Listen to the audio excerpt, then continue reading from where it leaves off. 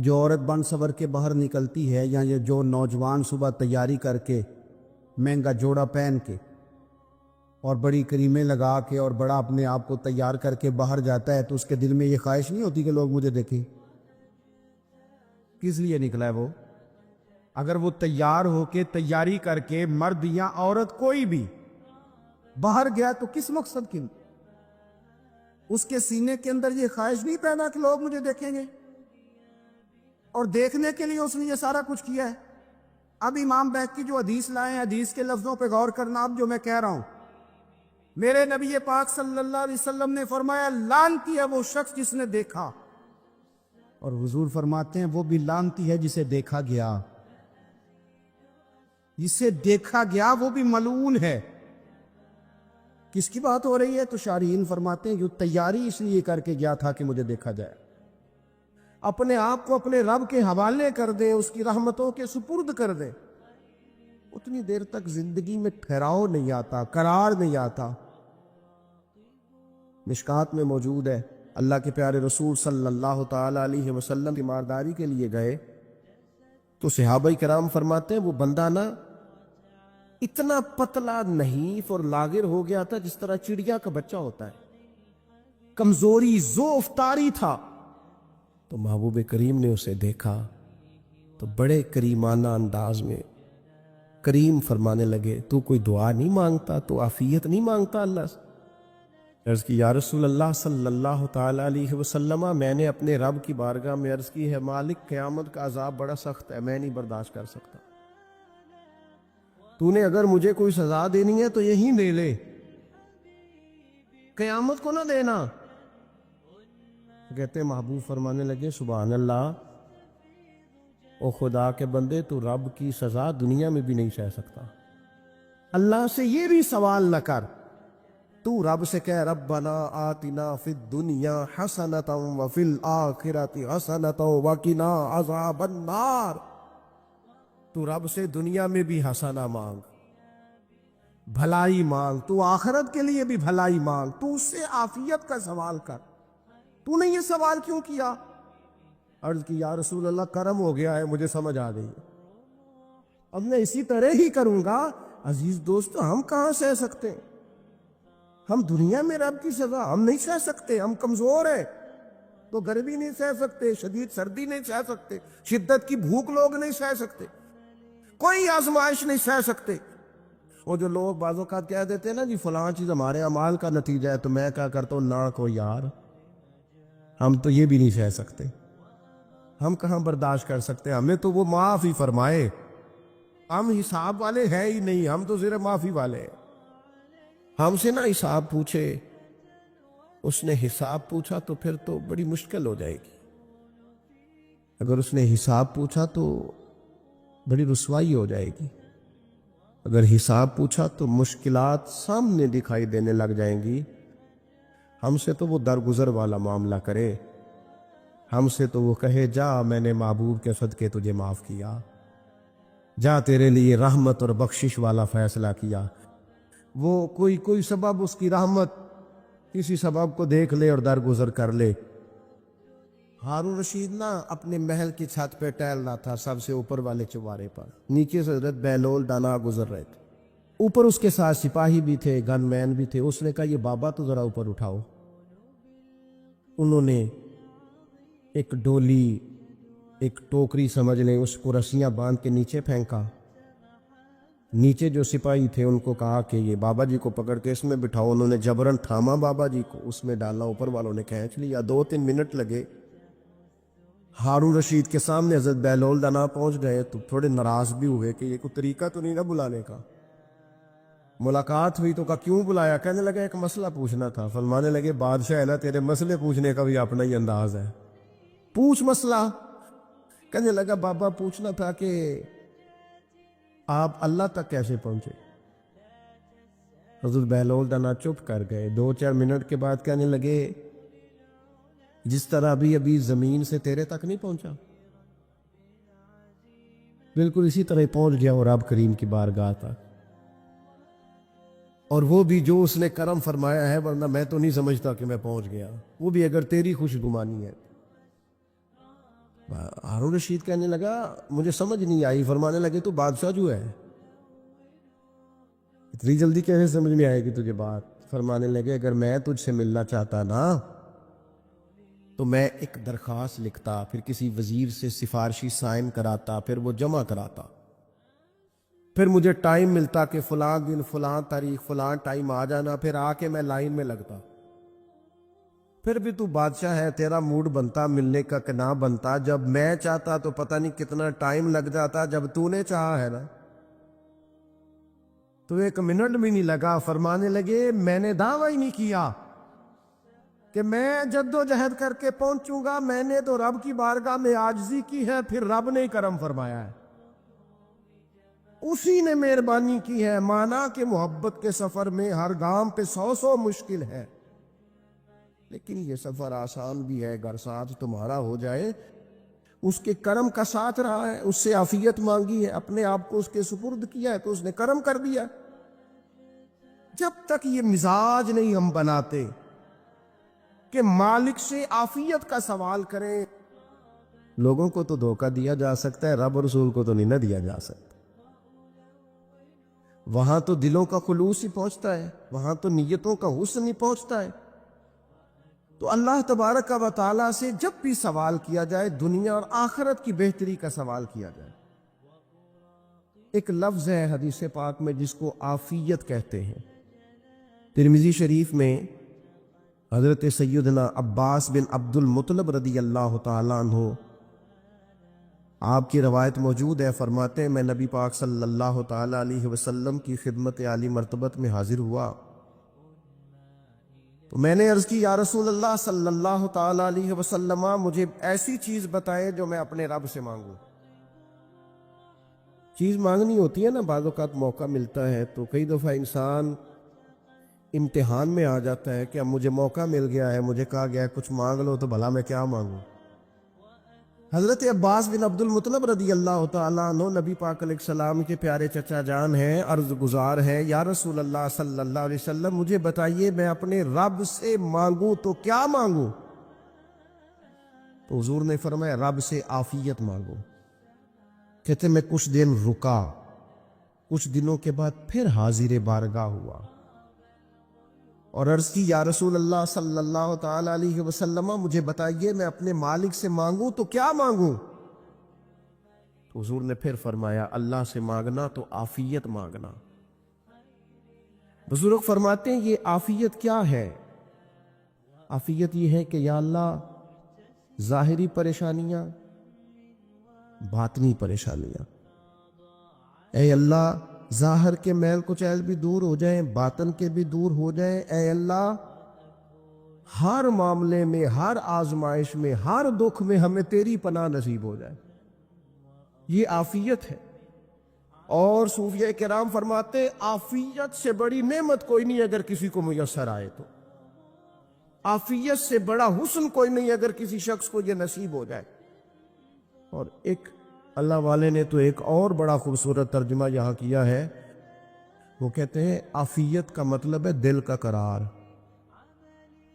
عافیت کا مطلب ہے باطن کا سکون، عافیت کا مطلب ہے انسان کے مزاج کا حوصلہ، ٹھنڈک، بردباری. اس بندے کو عافیت نصیب ہو جاتی ہے گویا اللہ اسے سکون کی دولت عطا فرما دیتا ہے.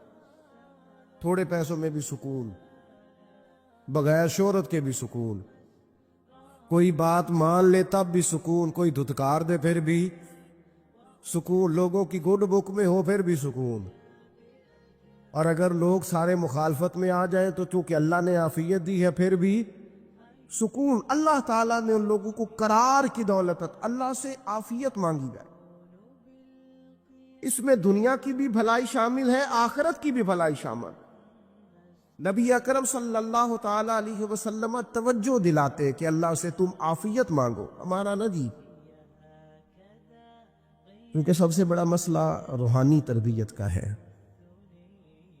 ہمارے ہاں باتیں ڈھیر سارے لوگوں کو آتی ہیں اور بہت زیادہ آتی ہیں. منصوبہ بندی کرنا، پلاننگ کرنا، اپنے معاملات کو خود سے کیسے لے کے چلنا ہے، کیسے ٹھیک کرنا ہے، اپنے حق میں دنیا کو کس طرح قائل کرنا ہے، یہ ڈھیر سارے لوگوں کو آتا ہے. اور اپنے حق میں دلائل کس طرح قائم کرنے ہیں، اس میں بہت سارے لوگ خود کفیل ہوتے ہیں، انہیں کسی سے مشاورت کی بھی ضرورت نہیں ہوتی، لیکن اللہ کی بارگاہ سے اپنا رشتہ کیسے جوڑنا ہے، مالک سے کرم کا سوالی کس طرح کر کے ہونا ہے، اللہ سے عافیت کا سوال کیسے کرنا ہے، یہ چونکہ روحانی تربیت میں ہمارا مزاج نہیں ہوتا، لہذا ہم اس طرف جاتے نہیں، ہم وہ اپنی مرضی کی چیزیں، یعنی وظیفہ پوچھ کے گئے ایک صاحب، کچھ عرصے کے بعد آئے ہیں تو آ کے کہتے ہیں مولانا صاحب، پیر صاحب یا قاری صاحب یا فلاں صاحب، کسی سے بھی پوچھ کے گئے کہ جس کو نیک آدمی جانا، پھر لوٹ کر آ کے کہتے ہیں کہ آپ نے وظیفہ بتایا تھا پر کام کوئی نہیں ہوا۔ تو میں تو صاف کہتا ہوں اور کھلے دل سے کہتا ہوں کہ بھائی وظیفہ آپ کو بتایا تھا کہ اللہ کی رحمت متوجہ ہوگی، خدا کی رحمت کو آواز دینے کے لیے وظیفہ دیا تھا، کوئی بھی وظیفہ رب کو مجبور تو نہیں نہ کر سکتا معاذ۔ اور وظائف کس لیے پڑھے جاتے ہیں کہ جلدی سے معاملات ٹھیک ہو جائیں، میرے حق میں چیزیں بہتر ہو جائیں، تو اللہ کی رضا کے لیے پڑھے جاتے۔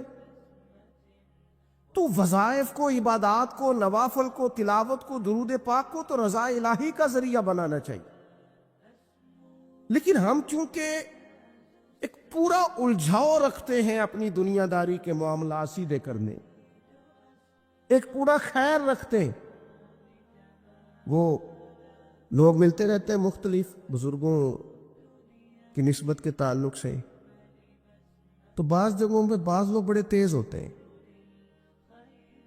یعنی ان سے آپ کی ملاقات ہوتی ہے تو بندے کو محسوس ہوتا ہے کہ یار اسے تو پہلے ساری باتوں کا پتہ ہے، اور کئی دفعہ ان سے ملنے کے بعد احساس ہوتا ہے کہ یار اس سے تو تھوڑا سیکھ ہی لیتے تو بہتر تھا، یہ تو بات بڑی آگے نکل گئی ہے، سارا پتہ ہوتا ہے، باشعور ہوتے ہیں، لیکن ڈر آتا ہے اللہ سے۔ اتنا باشعور آدمی، سمجھدار، پنچایت، پریا، لوگ، دین، دنیا سارا پتہ ہے، نماز کا ٹائم آ گیا تو وہ چھپتا پھرتا ہے، اس کی طبیعت پر بوجھ بن رہا ہے معاذ اللہ اللہ کے حضور حاضر ہونا، اسے خیر کا کام کرنا پڑ رہا ہے تو وہ ادھر ادھر نکلتا جا رہا ہے۔ تو سوال یہ ہے کہ پھر یہ شعور کا کیا مطلب رکھا ہوا ہے ہم نے؟ پھر اللہ سے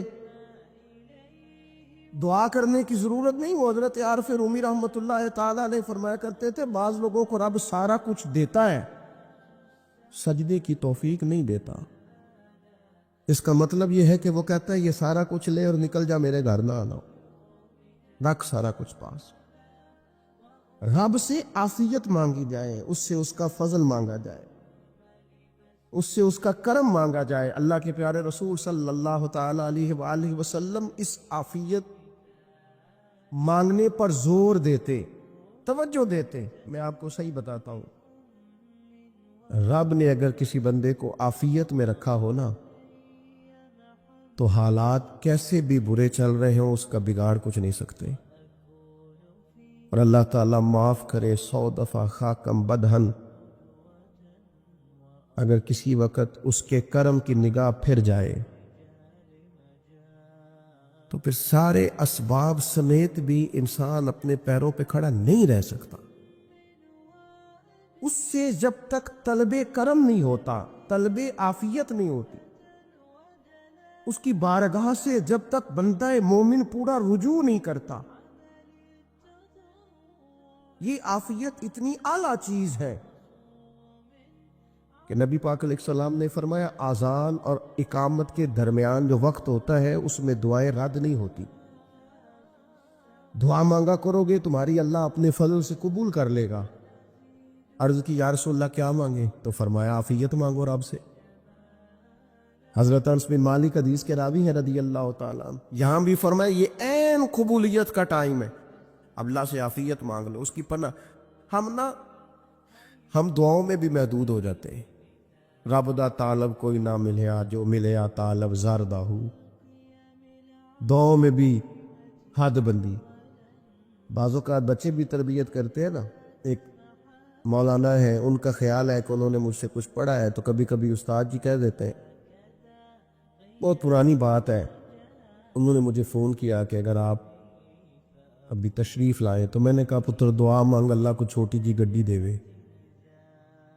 تو اس بچے نے میری بڑی تربیت کی، کہنے لگا استاد جی اللہ کو لو منگنی ہے تو بڑی ساری منگو، آپ نے محدود کیوں کیا کہ بھئی یہ چھوٹی سی اللہ گاڑی کیوں اللہ چھوٹی دے، رب دے تو بڑی دے، اور رحمت سے دے، اللہ سے مانگنی ہے نا جی۔ ہم تربیت نہیں لیتے۔ میں نے اس کا شکریہ ادا کیا، میں نے کہا بیٹے تو نے بڑی سونی بات کی، اللہ تجھے اس کا اجر عطا کرے، اللہ تجھے برکات عطا کرے۔ اگر آپ نے سیکھنا ہے تو پھر آپ سیکھ لیں گے، اور اگر نہیں سیکھنا تو پھر یہی کہنا ہے ساری عمر لنگ گئی بندہ کو نہیں ملیا، چونکہ مزاج نہیں ہے نا سیکھنے کا، اس لیے پھر ملا ہی کوئی نہیں، پھر ساری زندگی کو میسر ہی نہیں آیا، کسی نے نصیحت ہی نہیں کی، کوئی آنکھوں کو بھایا ہی نہیں، خود ہی بڑے سیانے تھے، خود ہی بہت بڑے تھے، اپنا قد بھی بڑا اونچا تھا، سب ٹھگنے چھوٹے اور کمزور اور بوڑے نظر آئے۔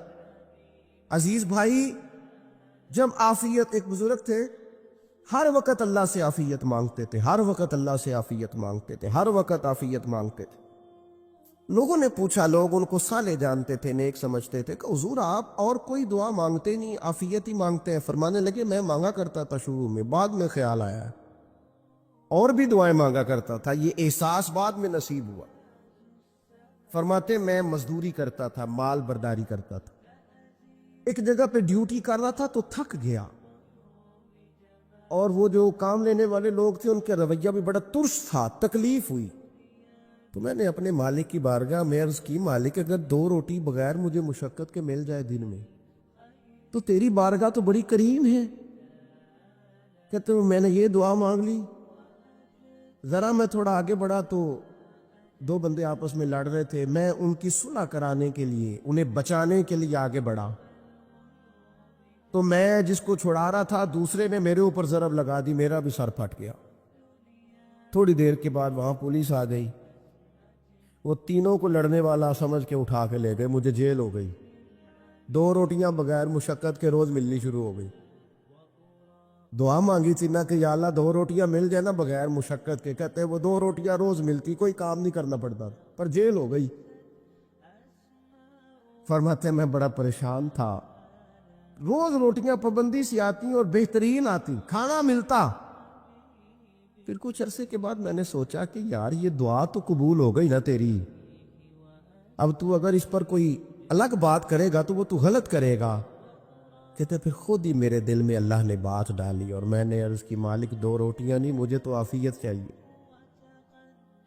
مجھے تو عافیت دے، میرے اوپر تو کرم فرما، تو نظر رحمت کر، جے ایک قطرہ بخشے مینوں، جے ایک قطرہ بخشے مینوں تے کام بن جاندا ہی میرا، مہربانی کر عافیت عطا کر۔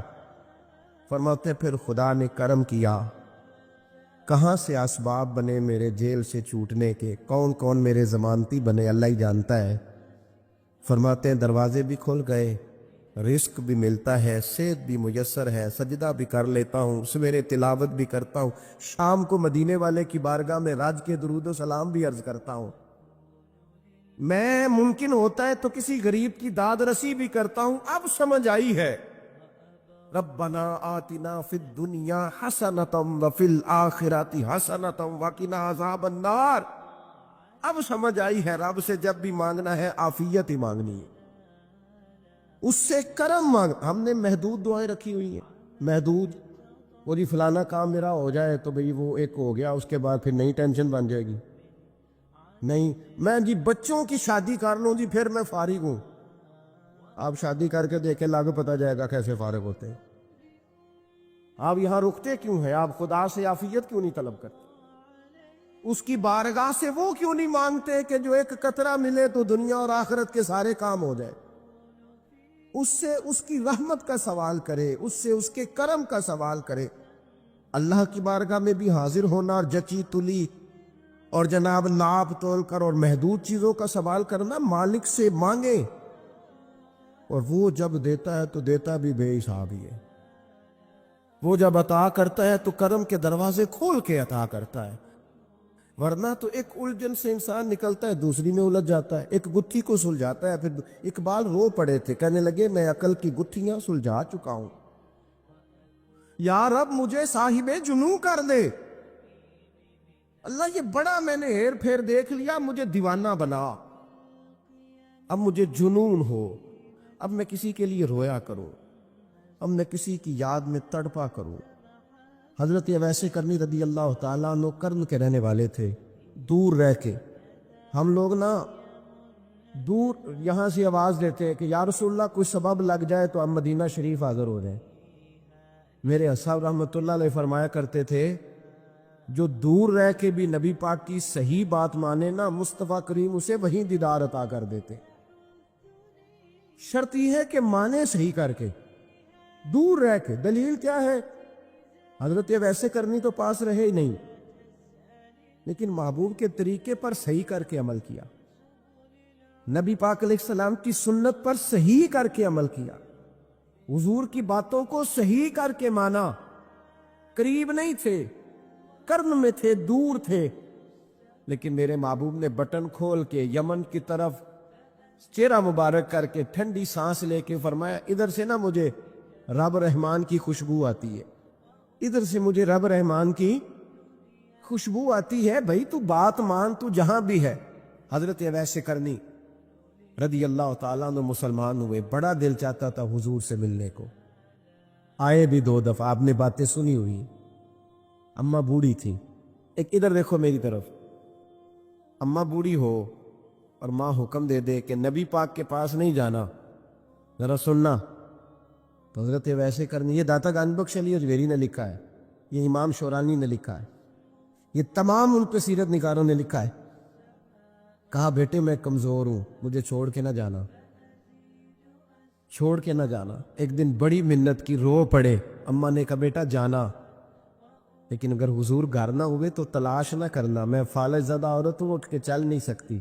او بھائی، حضرت اویس کہتے میں نے دروازے پہ دستک دی، یہ امام شورانی کے جملے، سیدہ عائشہ صدیقہ اندر سے بولی کون ہے دروازے پہ؟ کیا لفظ ہے، کیا انداز ہے! آج تو مرید بھی ٹیلی فون کرتا ہے، کہتا ہے پیر صاحب تیار ہو جائے، میں پہنچ رہا ہوں قریب، آ گیا ہوں، ذرا ریڈی ہو جائے۔ حضرت اویس کرنی دروازے پہ کھڑے، کون ہے؟ بڑی عاجزی، بڑی درویشی، کہنے لگے اماں جی ایک فقیر ہوں، یمن کا رہنے والا ہوں، ایک فقیر ہوں، ایک درویش ہوں، یمن سے آیا ہوں، محبوب سے ملنا ہے۔ کہا وہ تو گھر میں حجرے میں تشریف فرما نہیں ہے، باہر دیکھ لو، مسجد میں یا کسی جگہ تلاش کر لو۔ حضرت اویس کرنی کی آنکھوں میں آنسو آئے، کہنے لگے وہ آئے تو بتا دینا کہ ایک کرن سے فقیر آیا تھا۔ یہ امام شورانی کے جملے ہیں۔ حضرت عائشہ کہتے مجھے بتانا نہیں پڑا، محبوب گھر آئے تو آتے ہی پوچھنے لگے عائشہ کوئی آیا تھا؟ علم غیب رسول کے منکر اس حقیقت کو بھول جاتے ہیں، غیب مانا کہ راز ہے، لیکن راز اپنوں سے کب چھپاتے ہیں؟ نبی کریم صلی اللہ علیہ وسلم کوئی آیا تھا؟ حضرت عائشہ نے سوال عرض کی یا رسول اللہ آپ کو کیسے لگا؟ حضور فرمانے لگے کسی کی خوشبو آ رہی ہے، کسی کی، یہ امام شورانی کے لفظ ہے، کسی کی، اگرچہ غالب خوشبو خود محبوب کی ہے، کسی کی خوشبو آ رہی ہے۔ کہ حضور کرن کا رہنے والا کو فقیر آیا تھا، سلام چھوڑ کے چلا گیا۔ جناب عائشہ کہتے ہیں حضور کی آنکھوں میں آنسو آئے۔ میں نے کہا حضور وہ گیا کیوں؟ تو محبوب نے فرمایا اس کی ماں بوڑھی ہے، اس کی ماں۔ محبوب اگر اماں کے لیے کہتے ہیں چل دیکھیں نا تابی بنے، وہ صحابی نہیں بن سکے، تابی، تو تبلیغ کرنے کیسے چلا جاتا ہے بیمار ماں کو چھوڑ کے؟ تو پیر صاحب کے ڈیرے پہ کیسے پہنچ گیا اماں کو چھوڑ؟ تجھے کس نے اجازت دی کہ ماں باپ بوڑھے تھے اور تو کہے جی میں وہاں جا رہا ہوں، میں نے چلے کرنے ہیں، وظیفے پڑھنے؟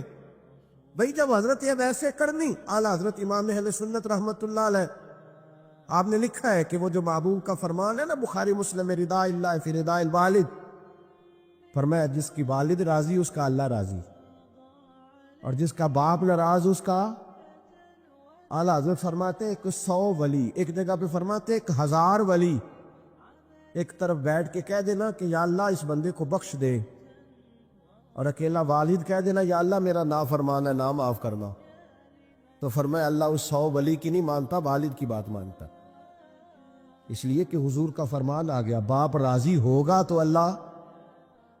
تو میرے بھائی شریعت ایک حقیقت ہے، اس حقیقت کو سمجھے۔ حضرت اویس کرنی کی زندگی کا ایک پہلو یہ، دوسرا پہلو یہ جو ہے نا بڑی لمبی چوڑی داستانیں، اور بڑا ہمیں شوق ہے تصویروں کا، بڑا شوق ہے۔ آپ یقین کریں میری طرح کے بہت سارے لوگوں کے پوسٹر چھپتے ہیں، بڑی بڑی تصویریں لگی ہوئی ہیں چوکوں میں۔ استقبال سب سے اچھا وہ ہے جو قیامت کے دن ہوگا۔ اگر اس استقبال دیکھیں نا، یہاں ہم سے پہلے لوگوں کے بڑے استقبال ہوئے، پھر بعد میں کیا ہوا؟ چلے گئے وہ لوگ، ہم آ گئے، ہم بھی چلے جائیں گے۔ مٹی دے تے مٹی رہنا ہی ایویں کا دی بلے بلے، اج مٹی دے اتے بندیا تے کل مٹی دے تھلے۔ حضرت اویس کرنی خیر التابعین ہے، تابعین میں سب سے پہلا نمبر ہے۔ آپ کی سب سے بڑی فضیلت یہ ہے کہ آپ نا، یہ ہم نا بتاتے بڑا ہیں، گزرتے گزرتے بتا دیتے ہیں کہ میں تہجد گزار بھی ہوں، گزرتے گزرتے بتا دیتے ہیں کہ مسجد کی جو ٹائلیں ہیں نا وہ میں نے لگوائی ہیں، بس کوئی بندہ مل جائے صحیح جس کو ہم کرامتے سنا سکیں۔ میرے جیسے مولوی صاحب بھی بتاتے ہیں، کہتے ہیں جب میرے جیسے اچھے لوگوں کی وہی بتاتے ہیں، جب میں مسجد میں آیا تھا تو 30 بچے تھے، اب پورے 80 ہیں۔ وہی بتاتے ہیں 1.5 صف ہوتی تھی نمازیوں کی، اب بھائی چھوڑو، اگر بچے پڑھاؤ گے تو اللہ راضی ہوگا۔ کو بتانے کی بات ہے، ذکر کرنے کی بات ہے، یہ اللہ رسول کا راز ہے، اس کا ذکر نہیں کیا جاتا۔ خواجہ اویس کرنی رضی اللہ تعالی اپنے آپ کو چھپا کے رکھا ساری زندگی، ساری زندگی۔ اماں جب انتقال کر گئی نا خواجہ اویس کرنی کی، والد پہلے جا چکے تھے، والدہ انتقال کر گئی تو کسی ایک جگہ ٹھکانہ نہیں رکھا حضرت اویس کرنی۔ میری باتوں کی سمجھ آ رہی ہے آپ حضرات؟ کیوں بھلا؟ یہ کئی دفعہ جو نعرے شارے ہوتے ہیں یہ بڑی خرابی کر جاتے ہیں، اصل کام رہ جاتا ہے۔ دست بوسی کرنے والے کئی دفعہ اتنا دور لے جاتے ہیں کہ انسان کے اپنے وظائف پیچھے رہ جاتے، کئی دفعہ مشکلات ہوتی۔ اس لیے صوفیاء میں ایک ملامتی گروہ ہے، ملامتی، داتا صاحب نے اس کو لکھا ہے، اور اس کا تذکرہ قرآن نے کیا، یجاہدون فی سبیل اللہ ولا یخافون لومۃ لائم۔ فرمایا اللہ کے کچھ بندے ایسے ہیں جو اللہ کے راستے میں جہاد کرتے ہیں، اور جب لوگ انہیں برا کہتے ہیں تو اس کی پرواہ نہیں کرتے۔ ملامتی گروہ جو کہتے ہیں کہ لوگ اگر تھوڑا سا ہم سے الرجی کریں گے تو ہو سکتا ہے، دیکھیں نا جب آپ کو کوئی برا کہتا ہے تو نفس دبتا ہے، دبتا ہے، کہتا ہے تو کچھ بھی نہیں۔ حضرت باجزید بستامی سلطان العارفین رحمت اللہ تعالی علیہ فرماتے رمضان شریف کا مہینہ تھا تو میں گزر رہا تھا بستان کے بازار سے، لوگ دکانوں سے اٹھ اٹھ کے مجھے ملنے آنے لگے، تو میرا نفس مجھے کہنے لگا باجزید اتنی شان تو آج بادشاہ کی بھی نہیں جتنی تیری ہے، کہ کاروبار چھوڑ کے تو نہیں آتا۔ کہتے ہیں اسی لمحے وہ جو میری روحانی ترقی تھی وہ روک گئی، میں پریشان ہو گیا کہ میں نے لوگوں کی تعریفوں کو بڑا سمجھ لیا۔ کہتے ہیں کھجوریں تھی ریڑھی، پتہ رمضان میں کھجوریں بڑی بکتی ہیں، کہتے ہیں میں آگے بڑھا، لوگ سلامیں لے رہے تھے، ایک کھجور اٹھا کے نہ کھائی نہیں، اٹھا کے نہ منہ میں رکھ لی، صرف منہ میں۔ لوگ کہنے لگے دفع کرو، یہ بھی کوئی بندہ ہے جس نے روزہ ہی نہیں رکھا پیر ہو کے۔ کہتے لوگوں نے ملامت کی تو میرا نفس کچلا گیا۔ جب کوئی آپ کو برا کہتا ہے نا، پھر جو سجدے میں رونے کا مزہ آتا ہے، وہ تعریف کے وقت سجدہ ہوتا ہے کبھی؟ اقبال کہنے لگے نہ بچا بچا کے تو رکھ اسے، تیرا آئینہ ہے وہ آئینہ، یہ شکستہ ہو تو عزیز تر ہے نگاہ آئینہ ساز میں۔ فرماتے میں کھل کے رویا اللہ کی بارگاہ میں، بندے سارے۔ بابا بلے شاہ صاحب فرماتے ایک دن میرا بھی دل کیا تھا کہ میں اعتکاف کروں پر قصور سے نکل جاؤں، کچھ پیر کہہ کے ہاتھ چومتے ہیں، کچھ سید کہہ کے۔ فرمانے لگے اٹھ بلے آ، چل اوتھے وسیے، اور جتھے وس دینی سارے ہی انے، نہ کوئی ساڈی ذات پچھانے تے نہ کوئی سانو منے، چلو چلے وہاں جا کے بیٹھتے۔ حضرت اویس کرنی کا یہ کمال رہا، کمال رہا۔ اس طرح حضرت بایزید نے کھجور رکھ لی، لوگ برا کہنے لگے، چھوڑ کے چلے گئے۔ فرماتے جو مزہ اس دن سجدوں میں آیا نا، تھوڑا آگے جا کے میں نے کھجور باہر نکال دی، روزہ میں نہیں ٹوٹا۔ میرا خادم کہنے لگا حضور یہ کیا کیا؟ فرمانے لگے رب کے قریب ہونے کا ایک طریقہ اختیار کیا ہے، یہ بھی ایک طریقہ ہے اس کے قریب ہونے کا۔ صاحبو حضرت بایزید چھپے رہے۔ داتا صاحب نے لکھا ہے ایک اور تابعی تھے حضرت حرم بن حیان ان کا نام، وہ کہتے میرے دل میں تڑپ لگ گئی کہ حضرت اویس کرنی سے ملوں۔ میں یمن آیا ملنے، جب ان کی والدہ کا انتقال ہوا تو ایک جگہ رہتے نہیں تھے، کبھی یمن، کبھی کوفے، کبھی کہیں کبھی کہیں۔ حضرت حرم بن حیان کہتے ہیں میں حضرت اویس کرنی کو ڈھونڈتے ڈھونڈتے، توجہ ہے میری بات پر، میری طرف دیکھیں، کہتے ہیں میں نے مہینوں کا سفر کیا۔ آپ نے بھی کبھی کیا ہے مرشد ڈھونڈنے کے لیے؟ گھر بہ کے آکھی ہوندے نے کوئی کامل نہیں رہا، ساریاں دکانداریاں، بھائی تو گیا کہاں ہے؟ تو کہاں گیا ہے؟ گھر بیٹھے فیصلہ کر لیا تو نے؟ تو کہاں نکلا ہے؟ جو نکلتے ہیں نا انہیں تو رب کریم کا قرب بھی نصیب ہو جاتا ہے۔ تو نکلا ہی نہیں، تو نے گھر بیٹھے فیصلہ کر سارے غلط ہے، یہ ہو ہی نہیں سکتا سارے غلط ہو۔ اس لیے کہ صحیح بخاری میں محبوب کا فرمان موجود ہے، نبی کریم علیہ السلام نے فرمایا میری امت کبھی گمراہی پر جمع ہو ہی نہیں سکتی، تھوڑے لوگ برے ہوں گے، سارے برے ہو سکتے؟ یہ تو ہم نے ایک دوسرے پہ تنقید کر کے لوگوں کو برا کیا، جو اچھے تھے وہ بھی ہماری تنقید کے پیچھے چھپ گئے، ورنہ ایسی کوئی بات، بڑی بڑی خیر موجود ہے دنیا، بڑی بڑی خیر۔ حضرت حرم بن حیان کہتے ہیں میں جناب اویس کرنی کو ڈھونڈنے نکلا، تو ان کو ڈھونڈتے ڈھونڈتے میں پہلے یمن گیا۔ لوگوں سے میں نے کہا اویس، کہنے لگے چھوڑو وہ تو دیوانہ ہے۔ اور داتا صاحب نے یہ لفظ لکھے ہیں، لفظ دیکھنا یہ بڑا مزہ دیں گے آپ کو جملے۔ داتا صاحب کہتے ہیں جب حضرت حرم بن حیان نے پوچھا نا اویس کرنی، تو کہا وہ تو دیوانہ ہے، مجنون ہے، پاگل ہے معاذ اللہ۔ وہ کیوں؟ کیا تم نے دیکھ لیا؟ کہنے لگے جب دنیا روتی ہے تو وہ ہنستا ہے، جب دنیا رو رہی ہوتی ہے تو وہ ہنستا ہے، اور جب لوگ ہنستے ہیں تو وہ روتا ہے۔ عجیب اس کا انداز ہے، وہ تو دیوانہ سا آدمی ہے اور عجیب بندہ ہے، عجیب شخص ہے وہ۔ روڑی سے جو لوگ چھلکے پھینک دیتے ہیں وہ کٹھے کرتا ہے، روڑی سے۔